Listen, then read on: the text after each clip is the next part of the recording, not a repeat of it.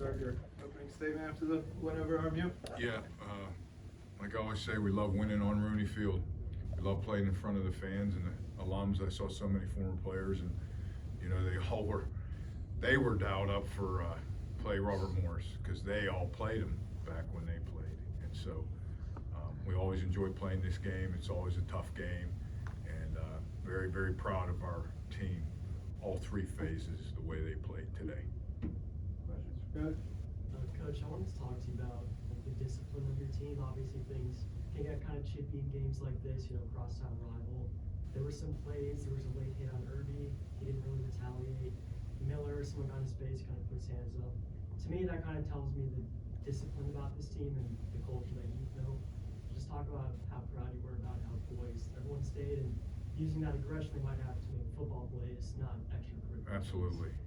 You noticed that. I did too. I thought it was extremely important, and I'm really proud of them.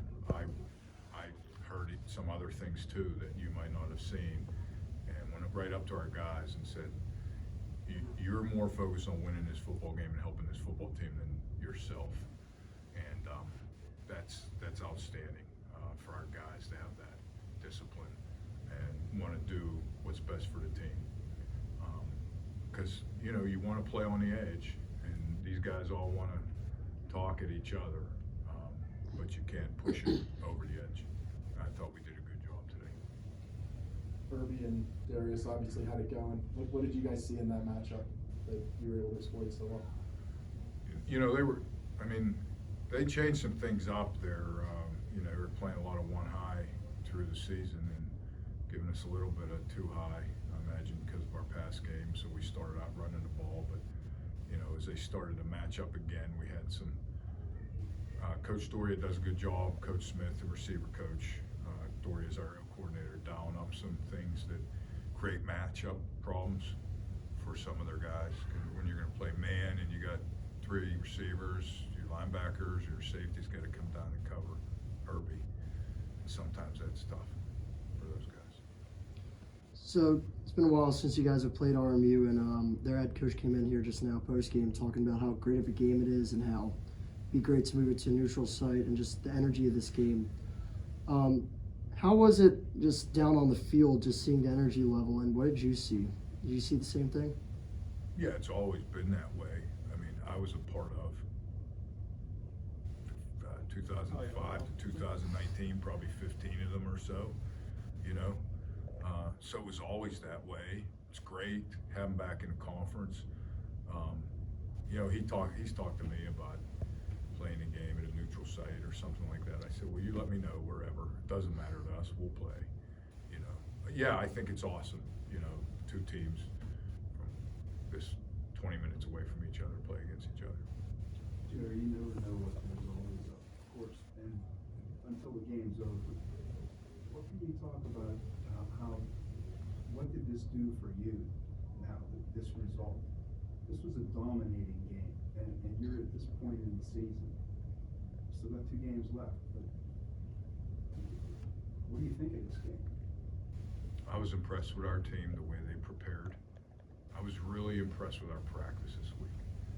And like we talk about the rivalry, I wasn't sure if any of our guys knew about the Robert Morris rivalry.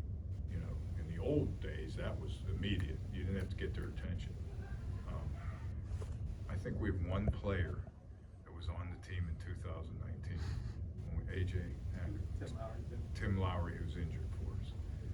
So I wasn't sure with these guys, but they practiced really with a pace about them and an intent about them, preparing for this game. And it's probably because it's for first place.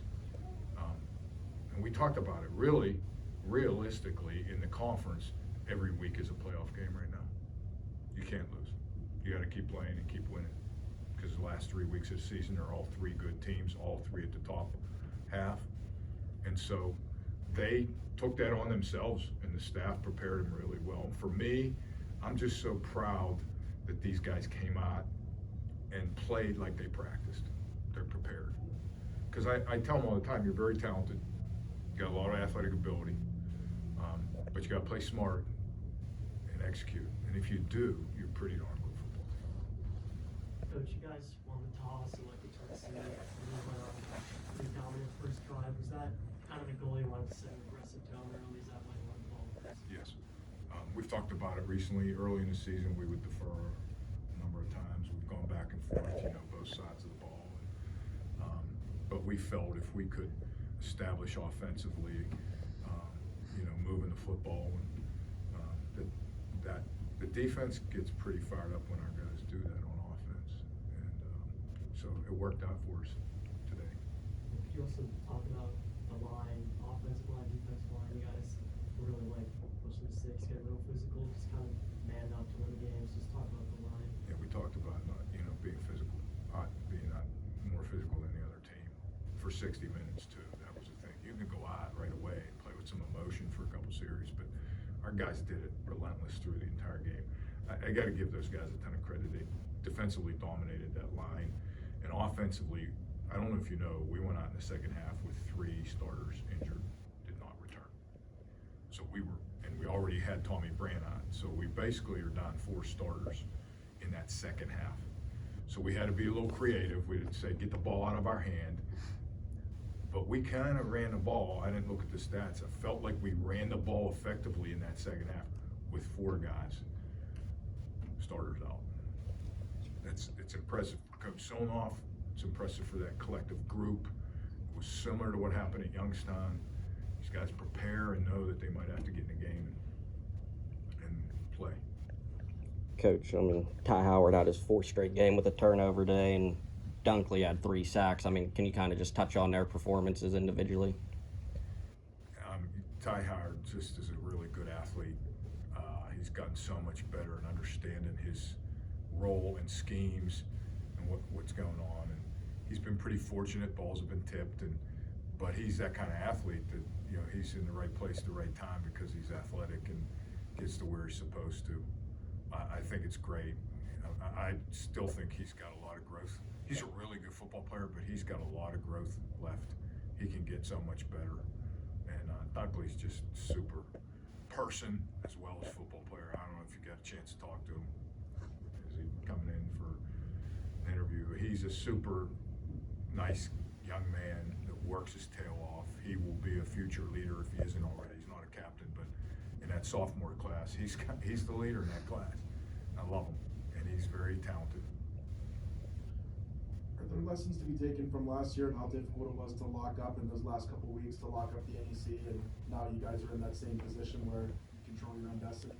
Absolutely. Yeah, our guys will understand that. That's what's great. We have a number of guys, obviously, from last year's team. We got a bunch of new guys.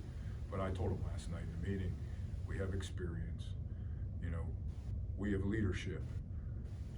Only helps if we use it to our advantage. And I thought today we really did. Anything else good?